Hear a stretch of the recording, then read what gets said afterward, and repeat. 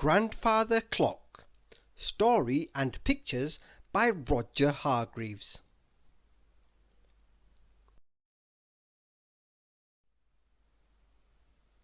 Grandfather Clock lives in Tick-Tock Cottage. But Grandfather Clock doesn't tell you the time like other people tell you the time. Oh no, he turns into the time. Just like that.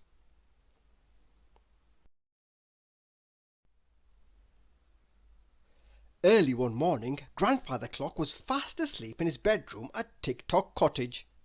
A bird started singing outside his bedroom window, and that woke him up. "Oh," he yawned. "I wonder what time it is."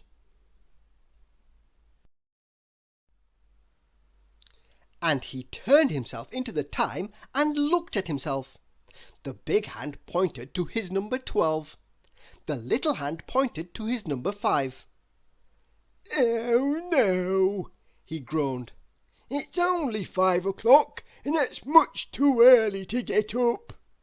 So he turned himself back into himself and turned over and went back to sleep. Later he awoke again.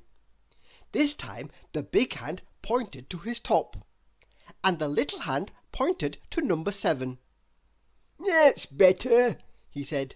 "7 o'clock, and that's getting up time." So he got up.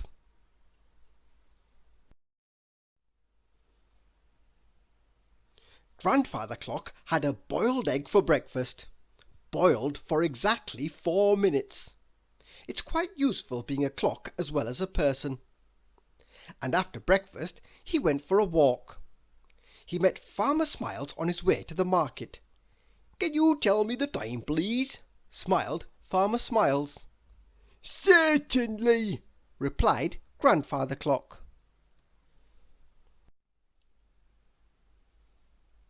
His big hand pointed to his top, and his little hand pointed to his number 9. "Oh dear," said Farmer Smiles, not smiling. "It's 9 o'clock, and I'm late for market." And off he rushed. Grandfather Clock walked all morning. He walked until the little hand had moved from the number 9 to the number 12. Both hands were pointing to his number 12. "Hello," said old Mrs. Chuckle, who was looking over the garden hedge. "It's 12 o'clock." "That's lunch time," said Grandfather Clock. "That's right," chuckled Mrs. Chuckle, and invited him in for lunch.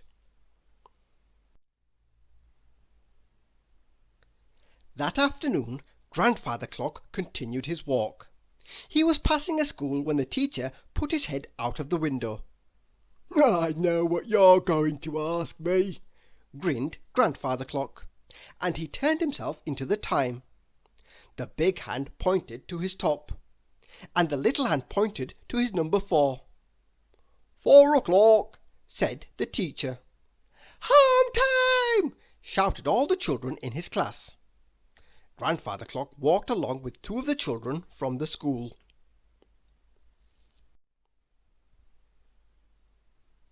"Is it true you can turn yourself into the time?"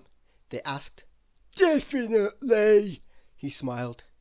"Will you come home with us and show us?" they asked. "Certainly," he laughed. Later he showed them how he could turn into the time. "The big hand's pointing to your top," cried the boy. "And your little hand's pointing to the 7, cried the girl. "And that means it's 7 o'clock, said Grandfather Clock. "And that means it's bath time," said the children's mother. "Come along."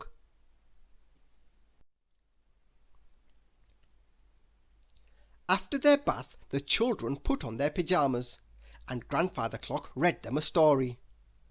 "What time is it now?" they asked when he had finished. Grandfather Clock showed them. "The big hand is pointing to your top," said the girl. "But your little hand moved to your number 8, said the boy. "So the time is 8 o'clock, said Grandfather Clock. "So it's bedtime," said the children's mother. The children went to bed, and Grandfather Clock went home. By the time he arrived back at Tick Tock Cottage, the big hand was pointing to his top, and the little hand was pointing to his number 10. 10 o'clock, and that's late.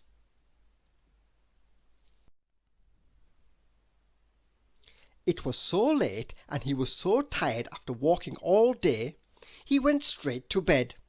In fact, he was so tired, do you know how long Grandfather Clock slept for?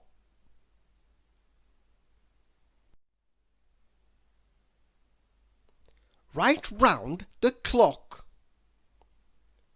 Thank you for listening.